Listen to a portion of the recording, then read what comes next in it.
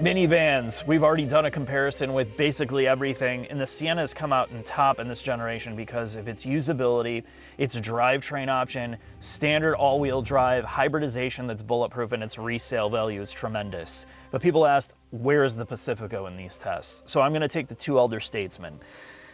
The Pacifica versus the Honda Odyssey. Now, the Odyssey's been out for quite a while, but it's one of my favorite driving minivans, and it's one of the most usable in the market. The Pacifica has been out even longer, and it's only received one update throughout its life cycle. And I would say that while the Pacifica has more options in terms of you can choose all-wheel drive, you can have a plug-in hybrid, I think the big issue there is you're not choosing the plug-in hybrid with the Sienna being out. Given Stellantis' history and the brand's difficulty with electrification and hybridization, you're just going to go right to the Sienna and bypass that. Plus, it's far more expensive. Now, the big change for the Pacifica is you can toggle all-wheel drive across all trim levels, and that's $3,000. And if you are in inclement weather all the time, you're going to like that. The Odyssey does not even have that option. It's front-wheel drive only. Now, the big thing with the Pacifica, and this is the fine print of the Pacifica, is if you get the plug-in hybrid, you lose the stow-and-go second row seats. They do not go into the floor. You just get this storage nook. So that's a big part of what really makes the Pacifica great. So if you really want that, you're going to have to get the standard V6 version to get the full capacity of the interior. I feel like the Pacifica has gone more upmarket while the price doesn't suggest that. You know, you can see the tech is better in it. The rear infotainment or the rear entertainment package is better. The Pacifica is going to really do it for you along with exterior styling. And I'm not going to lie, the least favorite thing I have about the Odyssey is the way that it looks. It's just, I know it's an appliance, but it just doesn't look great. The Pacifica, despite its age and all its color options it had, kept it fresh. So that's one thing. If you're about aesthetics, I think visually the Pacifica looks better inside and outside. Now, the thing with the upper trim levels is the Odyssey maintains almost everything physical, including the seats. The rear seats are always mechanical. You have to pull levers and straps to put the seats down, where you go up to the upper trim level of the Pacifica, and it's electronic third row folding. So if you have, if you're short or you have a physical disabilities or something where it's hard for you to pull those straps and put the seats down, you have the electronics in the Pacifica, but definitely have a warranty, because once it's out and you're using it a lot, I'd be worried about it breaking. So let's talk about the interior part of this. The second row usability in this test definitely goes to the Odyssey. You can slide the seats forward and back and then left and right. While they don't fold into the floor, the PHEV version of the Pacifica, it can't fold into the floor either. Just usability in this Odyssey is much better. But the big differentiator here is the front occupancy space of the Odyssey. Just basically destroys everything. You have cup holders in the door. Like, you have multiple tiers. You can fit multiple bottles and wipes and keys and spray bottles and everything you need. And then you go to the center console and you just look at this. There's this under storage bin that can use it. You can use it as a cup holder. You have this place to put bags or purses in the front, multiple charging options. You have two large cup holders, a wireless charger, a very, very deep like storage nook here, and then cup holders right behind it. Again, you're using this as an appliance, something for a family or trips where you need to maximize the space, and this is what Honda does better than pretty much every other brand. They know that while it may not look aesthetically pleasing like the Carnival, everything is physical. You know where it's at, including where they've placed the seat heaters, seat coolers, the shifter. The Pacifica has like this piano black stuff here with this rotary knob that takes up a bunch of space, and the center console just isn't as well thought out and laid out. They didn't maximize the amount of space that they had. However, the infotainment screen is built in the dash. It looks a lot better. It looks better visually again, and it still has old kind of analogish gauges along with a digital screen, which I actually kind of like now that everything's gone digital. But really, it's going to be a matter of what you prioritize in your minivan experience. The Odyssey holds its value better, and you can look going back 3 years, it has about a $5,000 advantage in holding its resale value. So it's always going to be $3,000 to $5,000 more expensive on the used market than the Pacifica. So that matters a lot if you're buying new. If you need the cheapest thing possible as a family and you need a used van, the Pacifica is going to be the king because the resale value just isn't that great. So, all these little details kind of add up to, what do you want to buy? both of these cars have their kind of niggles, but we're going to talk in the drive about what drives better, what's better to use, and then we're going to sum all this up.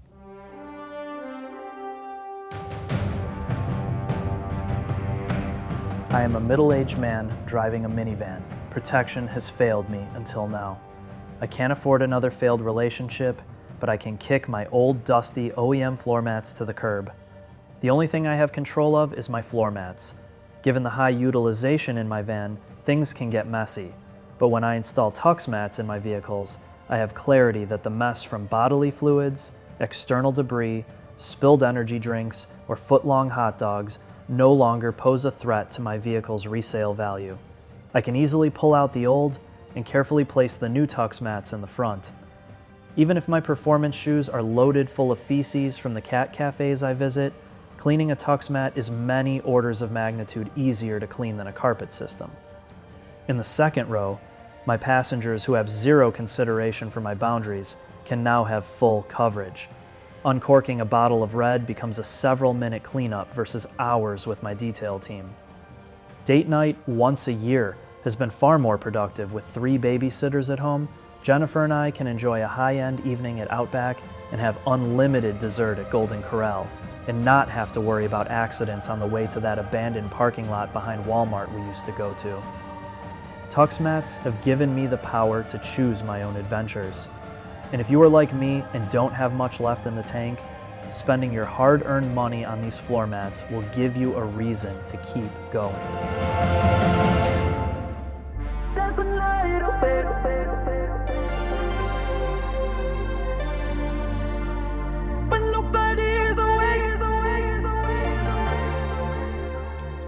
It's the moment I've been waiting for.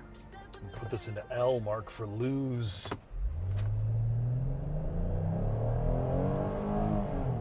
I feel the all-wheel drive traction of this Pacifica just shredding into the pavement. This is why I have to repave this road every year.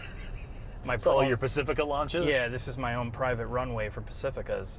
So we know, we talked about this already, this has been out for a long time. They introduced the all-wheel drive version in 2020, but really this is, the bones of this is essentially the same. And while this was unbelievable when it came out, because they spent, roughly $2 billion on this, just this van, retooling the factory, developing this. This is no joke. But you can tell because of the SUV world and how much money has been spent in other areas that this feels largely left behind. And well, it's not like it drives bad, but the refinement is not here compared to like the Sienna, which is pretty much the top minivan in all our tests, and even in some cases the Odyssey. And the Odyssey is not perfect trans performance, but this thing definitely has some vibrations, some shudders. I would say, I think there are things about this that I vastly prefer versus the Odyssey. I think this looks way better. Oh yeah. Looks way better. I think the interior space has more style to it. It's better packaged with the stow and go seats. Yep. I think the all-wheel drive element of this is a huge selling point, particularly like where Stellantis is based in Michigan. If you encounter bad weather and you don't want to run a dedicated snow tire, like most people don't, all-wheel drive, even though it's an on-demand system, is great. And I think the trans tuning of this, while neither of them are going to world class, this doesn't feel like it's going to grenade itself like the Odyssey. Though, to be fair, your long-term Odyssey has been beat like a drum by you the entire time you've had it. I mean, there's some hiccups with both cars, but speaking of this first, I find that this has a far worse low-end lug to it. It has this like jerkiness in the really extreme low end where it almost, it just feels like it comes out of gear into a neutral state quite a bit, and you get this like jerking when you're on and off, like really almost off throttle, and it's disconcerting sometimes because it does, like, it snaps, and it has this snappiness to it, an inconsistency and more gear hunting confusion, whereas the Odyssey is just like, it's not particularly fast to get into the gear that it needs to. It never like pulls a seizure move on you in terms of transmission. But this overall, the V6 It's also not the smoothest thing either. No. You feel it in idle. That almost feels like it has a misfire. When you start it, oftentimes it is rough. Even like on the highway, it doesn't feel particularly smooth, and it should for a V6. And then the fuel economy is, you know, where I sat was about on par with the Pacifica at around 18 to 19 miles per gallon. I don't think there's a lot between it when it comes to fuel economy between Yeah. both of these vehicles. Neither of these things are going to set your world on fire. We've done 165 miles on this thing. We've averaged 17.5, which is Yeah. about where you're doing in the Odyssey all the time. Yeah. To your engine point, this Pentastar V6, when it first came out, you're like, oh, this isn't too bad for an American V6. But Yeah. when you drive them back to back with the old V6 with VTEC in your Odyssey, this lacks the charisma. But I know for a fact this Pentastar V6 has issues. They use it in everything, and in every platform it has issues with heads going bad. I mean, it's basically pick your poison. So before we get into the Odyssey, I'm going to ask you, you basically can't get Odysseys discounted, or you can get them slightly discounted. The fact that you can get these things for nothing on the used market and discounted heavily new, does that change any of your perceptions of sort of, I mean, not it's limit handling, but it's day-to-day, you know, driving like we're doing right now, knowing that these things are cheap? That's a hard one. I think, yeah, this becomes the used market buy.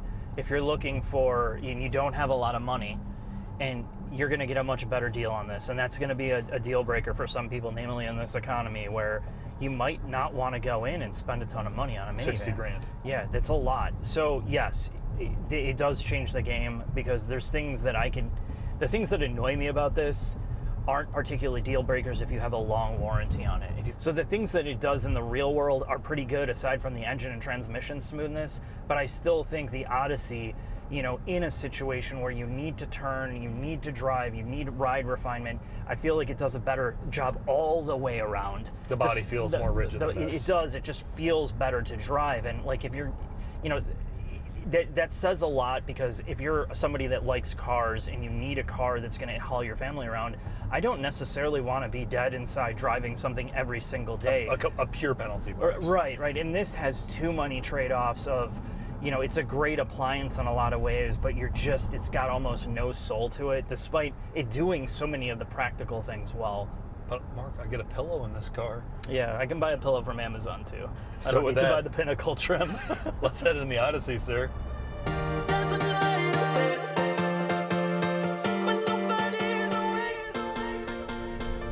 I'm in crash position, Mark.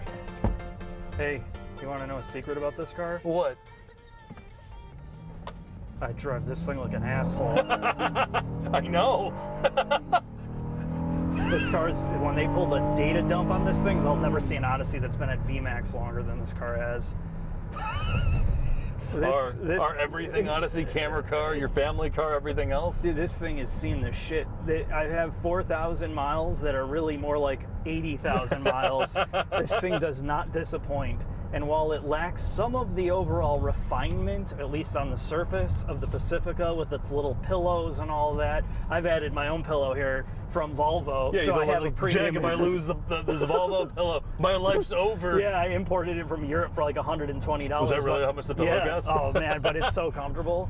So you make the quality of life adjustments here because it doesn't have everything you want from like a luxury Look, product. is this like a 400-year-old car on the inside? Yeah, for sure. And while this thing does drive great, I mean, really hilariously, it's by far the most engaging thing that you could drive in the minivan segment. It also does have great ride refinement. It's able to handle and it feels better than like the Sienna, for example. That's just kind of a boat.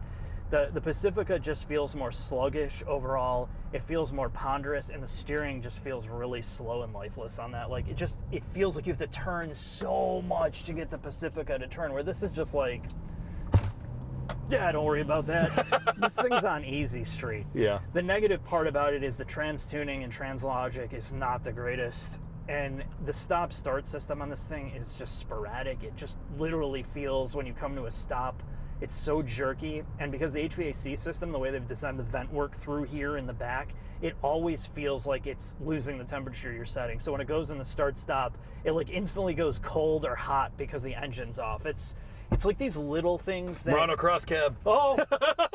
Whoa! I gotta chase her down. Oh, almost understeered off the road, but don't worry about that. Oh, come on, baby. Come on, baby. Oh, man, I should have pedal danced it. But really, you know, again, the usability part I talked about on the interior, the usability in the back, you don't fuss with this thing. And, you know, despite some of its earlier issues with cylinder Look at that honey deactivation. hustle, that Murano. I'll catch up to her. I really, really like this thing. The question is, how do you feel about it compared to the Pacifica? Is it really better to drive? Is all the sum of its 100%. parts? Okay. The V6 is much better. The Pentastar V6, when it first came out, compared to their old V6, you're like, yeah. And then you get in this, you're like, oh. The actual V6 in this is the best part about it. It gets horrendous fuel economy, though. The 9-speed I think auto, they're pretty close. Well, yeah, but They're it's pretty still close. not great. For this comparison, they're close. This is the winner. Oh, 2019, 20 miles per the gallon. Exxon Valdez minivan. Yeah. The auto, to your point, isn't great, but honestly, it's not very good in the Pacifica. The cylinder deactivation in this is sort of a bummer. It's not smooth. The stop-start's bad, but the body structure in this feels substantially better than the Pacifica. I think if the next generation van, if they can quiet this down even more, like really that's what it needs. It needs more sound. Just make it like insulation. the Pilot with sliding doors. Yeah, like, there you go. Yeah. Enough said. All right, final thoughts, Mark.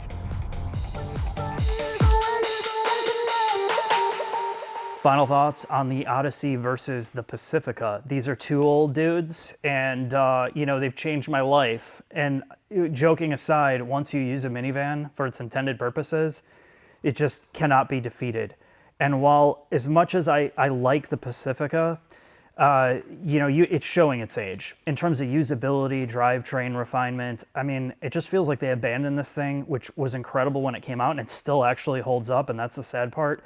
The Odyssey definitely is the more usable van. It holds its value better, and reliability, overall reliability, is much more solid. And when you're buying an appliance, that's really what you're looking for. If you're looking for the ultimate bargain in terms of maximizing your purchasing power, you buy a Pacifica on the used market because they've been around forever. Find a good warranty, drive the hell out of it. Regardless, you're not going to lose with either of these, understanding the constraints. The only last thing I'm going to say is there are some negatives about both of these. The Pacificas is the hybrid. You just stay away from that. The Odyssey, as I've driven it more, there's a couple things that really have annoyed me. There's the drivetrain shuddering from it going into cylinder deactivation mode. Its auto stop start is very abrupt, and its HVAC system is crippled by its ventilation design that runs under the center tunnel. There's not enough airflow that makes its way into the back seats, and overall it takes a long time for it to heat and cool depending on the environment. So if you're in extreme temperatures, it's another thing to look at. Again, there's no perfect vehicle, but hopefully this is helpful, and we'll see you next video.